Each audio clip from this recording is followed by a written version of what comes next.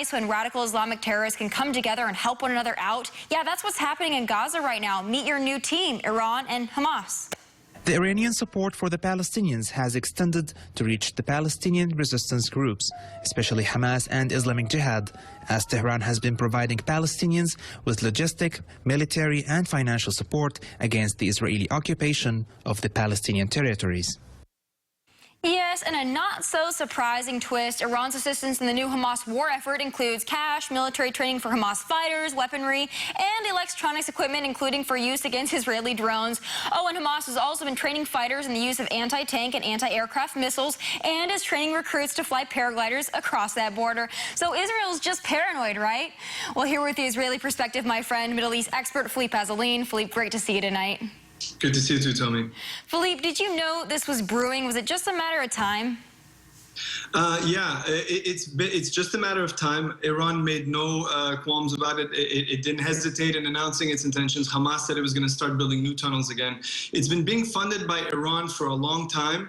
What is actually new and very alarming this week that you didn't mention is that the PA, the moderate Western-allied PA this week, has been signaling that it's also trying to get onto the Iran bandwagon, now that Iran is the bigger kid in town. It's a bit like the show Survivor. Everybody wants to go with the winner for the time being. And now the winner, because of this nuclear deal, is Iran.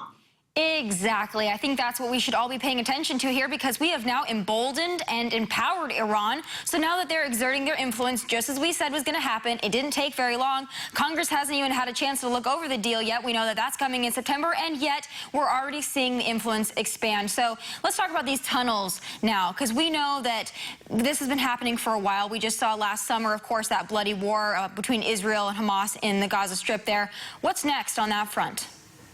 It's very scary. It's a tit for tat. So just a quick background for your viewers. Israel withdrew from Gaza in 2005, and what Hamas started doing after it took power there was fire rockets into Israel. But Israel, with the US, developed a system to stop the rockets. So they then started digging tunnels to burrow into Israeli towns, come out, kill people, take hostages, and go back in. That's what happened last summer. Israel was destroying those tunnels. Now Hamas has been using money from Iran and equipment from Iran and money and equipment from Israel for rebuilding houses that were destroyed in the war, instead to build new tunnels. And apparently there's a few of these tunnels that have been rebuilt. They cost millions of dollars. And again, they're a threat to Israeli villages. Imagine you're in a town and there's a tunnel burrowing into a school where these Islamic terrorists can come out, grab people, take them hostages, or kill them at any time.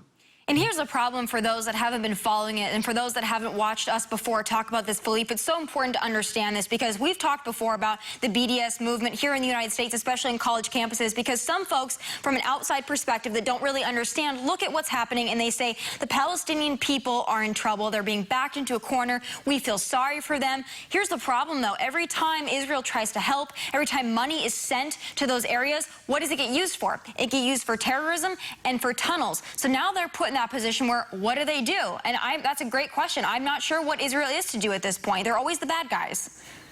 Well, I think you're pointing to the core, most important thing, and thank you again for asking these types of questions that nobody else touches upon. There's a tendency, especially among liberals, to pity the Palestinians, to view the entire Palestinian people as children.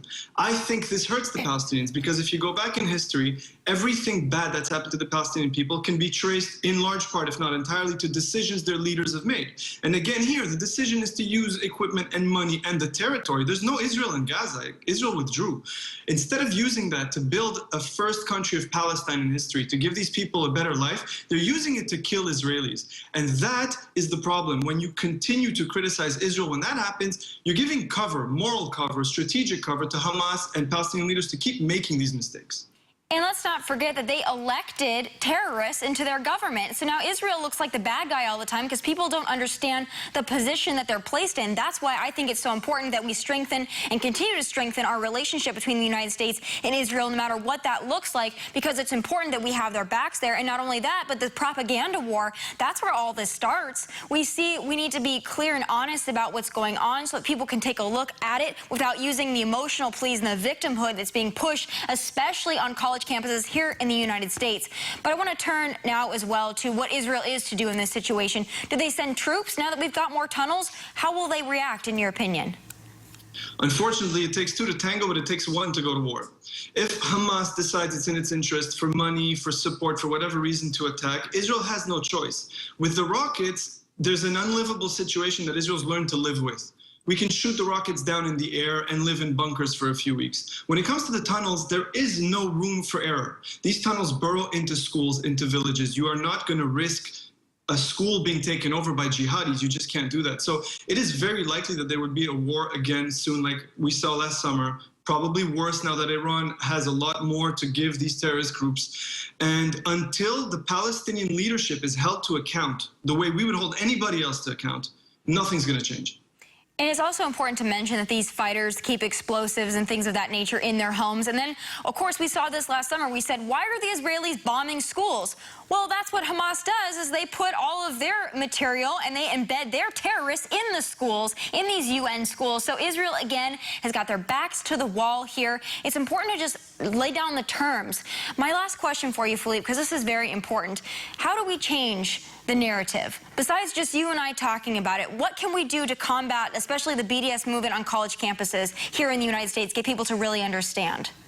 So I think the first thing, and thank you again for that question, is to be aware of what's being done. Americans are good people, they're kind-hearted people, and they have a few stories that are very dear to them, like civil rights, things of that kind. And the BDS movement is exploiting that by using pictures of suffering children, things that people cannot resist to. They're exploiting compassion, and it distorts the conversation. Criticize Israel, but criticize it for the right reasons. And if people are just aware already of what's being done to them, how they're being manipulated by BDS and groups like that, that's already a big thing. Second, I think this is Israel's mistake. Israel forgot to tell its story. The Israeli story is very much like the American story. It's people coming together from everywhere in the world with a belief in building a better society and overcoming incredible adversity.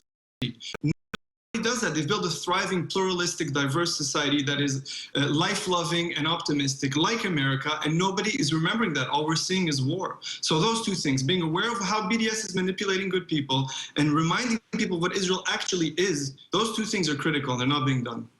Let's start that conversation there, because that's where it all begins, defining the terms, throwing out the ludicrous emotional pleas that are not honest, and having a real dialogue and conversation about the problems, because they're Israeli problems, they're American problems, they're global problems. Philippe, as always, thank you so much for being here. It's been fantastic.